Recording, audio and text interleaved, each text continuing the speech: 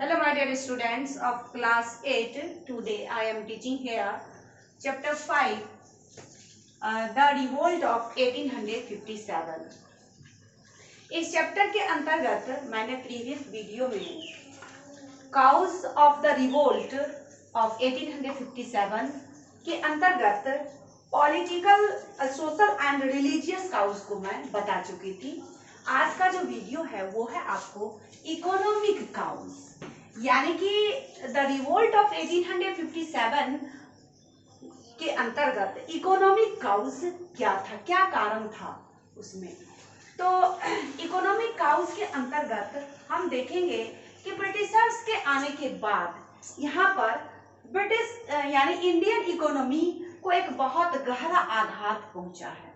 तो उसमें हम देखेंगे कि range of trade and handicraft, यानी यहाँ पर आने के बाद ब्रिटिशर्स ने सबसे पहले यहाँ के ट्रेड और हैंडीक्राफ्ट के अंतर्गत जो कुछ भी इंडियन गुड्स बनाए जाते थे उन सब का वो बर्बाद कर दिए।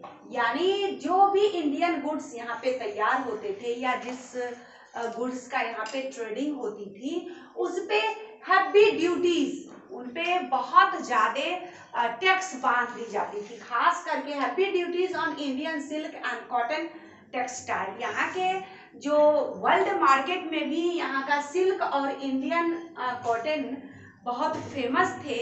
इन दोनों पर उन्होंने ब्रिटिशर्स ने हैवी ड्यूटीज को लगा करके, यानी कि बहुत ज्यादा शुल्क बांध करके, टैक्स लगा करके ट्रेड और हैंडीक्राफ्ट को बर्बाद किया। और उसके बदले में, यानी कि यहाँ के जब गुड्स को बर्बाद किए तो इंग्लैंड का गुड यानी British goods were imported into India at a nominal duty. और यहाँ पर जो इंग्लैंड से जो भी गुड्स मंगाए जाते थे वो बहुत ही नॉमिनल ड्यूटी पे, यानी साधारण शुल्क पे, बहुत कम शुल्क रखा जाता था। अगर वहाँ से इंग्लैंड से जब कोई भी सामान इंपोर्ट किया जाता था, कहाँ, भारत, तो इस तरीके से वहाँ यहाँ का जो ट्रेड और हैंडीक्राफ्ट है, ये ट्रेड और हैंडीक्राफ्ट को बिल्कुल ही ये बर्बाद कर दिए थे। जिसके अंतर्गत अब कुछ ऐसे क्राफ्टमैन थे जिसका कि लवलीहुड यहाँ का मतलब टाउन एंड विलेज का हैंडीक्राफ्ट को ही लेकर के था।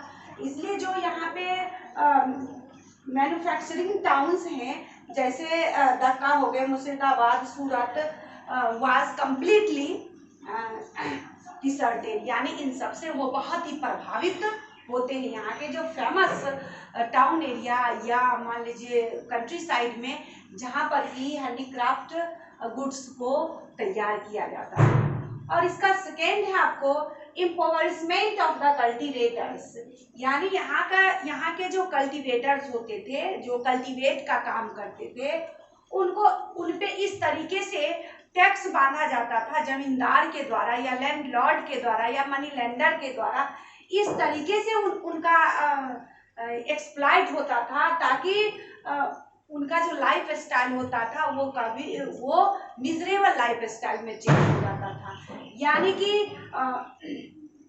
टैक्स उनसे इस तरीके से वसूला जाता था ताकि उनको प्रॉफिट के बदले लॉस ही उठाना पड़ता था। अब पहले जो कल्टीवेटर्स के द्वारा जो भी एग्रीकल्चर का काम किया जाता था तो उसके अंतर्गत ब्रिटिशर्स के द्वारा कुछ लैंड प्रॉपर्टी पे परमानेंट सेटलमेंट या इजारेदारी या मालवाड़ी सिस्टम, कुछ ऐसे सिस्टम लगाया गया था जिनके सबसे पहले तो परमानेंट सेटलमेंट लगाया गया था बंगाल पर। और जमींदार वहाँ के जो भी प्रॉपर्टी थे सबसे पहले उनका मतलब इंक्रोचमेंट करते, अधिग्रहण करते हैं, और अधिग्रहण करने के बाद उनपे जमींदार के द्वारा ही उनपे टैक्स लगा दी जाती है।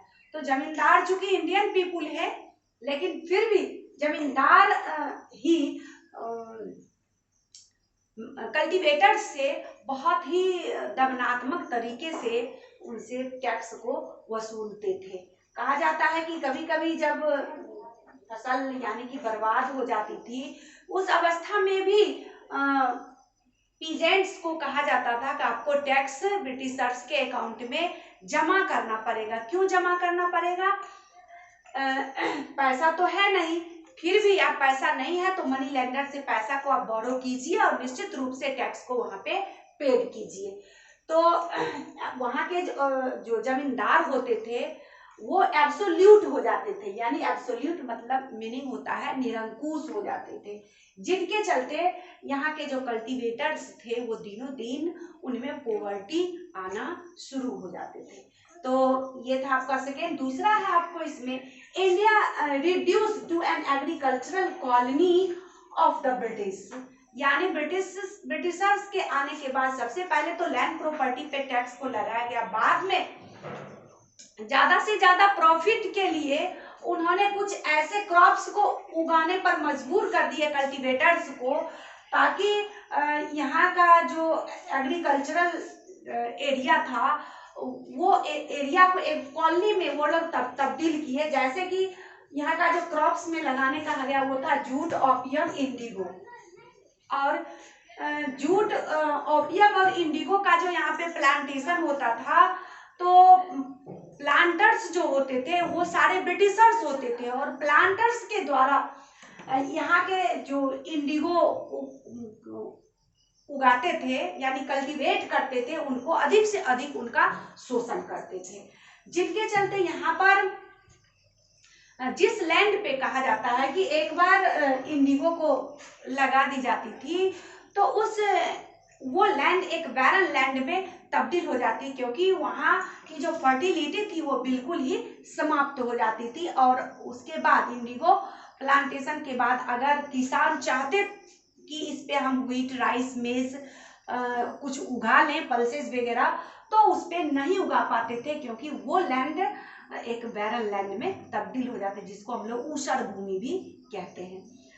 और उसके बाद इसके बाद कहता है inhuman treatment mated out of Indigo cultivators, और इंडिगो कल्टीवेटर्स के साथ भी इन लोगों का इनह्यूमन ट्रीटमेंट कहते हैं अमानवीय व्यवहार, यानी कि उनसे जोर जबरदस्ती इंडिगो प्लांट को उगा लेते थे, उनसे उगवा लेते थे, लेकिन उसके बदले में जो वो वेजेस या उसका जो प्राइस देते थे वो बिल्कुल ही प्रॉफिट के बदले उनको लॉस सहना पड़ता था। इसीलिए उनके साथ ये लोग इनह्यूमन ट्रीटमेंट ब्रिटिशर्स लोग करते थे।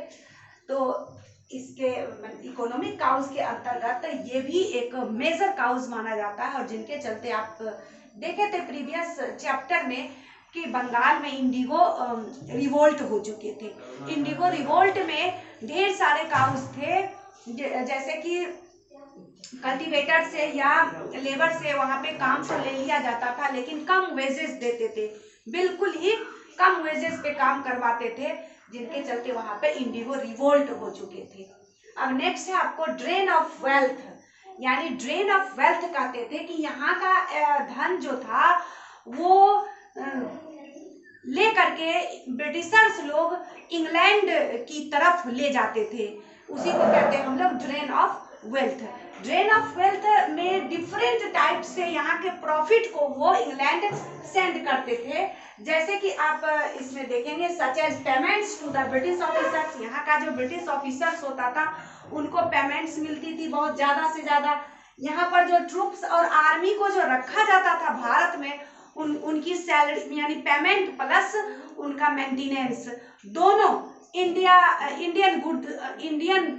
मतलब मनी से ही उनको दी जाती थी।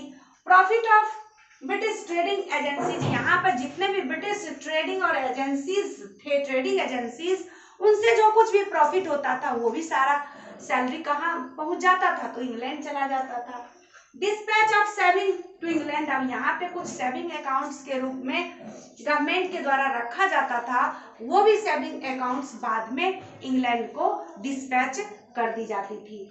Brides and gifts related by the company officials, और यहाँ पे कुछ ब्राइड्स और गिफ्ट जो लिया जाता था वो भी आपको by the company of officials, यानी ब्रिटिश कंपनी को ये ब्राइब्स और गिफ्ट्स प्रदान की जाती थी और ये ब्राइब्स और गिफ्ट के जरिए बहुत सारे धन इंग्लैंड पहुंच जाते थे। जैसे कि आप कोहिनूर हीरा के बारे में समझ रहे होंगे। कोहिनूर डायमंड किस प्रकार इंग्लैंड के ऑफिसर्स लोग यहाँ से ट्रांसफर करके गिफ्ट के जरिए कहाँ पहुंचा दिए, इंग्लैंड पहुंचा दिए। आज वो इंग्लैंड के म्यूजियम में शोभा पा रहे हैं, लेकिन इंग्लैंड इंडिया का जो है यहाँ से कोहिनूर हीरा को वो लोग गायब कर देते हैं। तो इस प्रकार यहाँ ढेर सारे ऐसे बहुत सारे मनी और गिफ्ट के सामान थे जो कि वो इंग्लैंड भेज दिया करते थे। तो ये था आपको इकोनॉमिक काउस। इकोनॉमिक काउस में हम लोग ये समझ रहे हैं कि किस प्रकार इंडिया के धन को अंग्रेज लूटने का काम करते थे। गलत सही कुछ एक्ट बना करके या गलत पेमेंट दे करके किसी न किसी प्रकार से यहाँ के धन को उन्होंने जी भर के लूट रहे थे। इसीलिए इसके बाद यहाँ पे 1857 का जो रिवोल्ट हुआ था उसमें इकोनॉमिक काउस एक वाइटल काउस माना जाता है। तो इस आज का जो HW है आप निश्चित रूप से रिकॉल इकोनॉमिक काउस ऑफ 1857। धन्यवाद।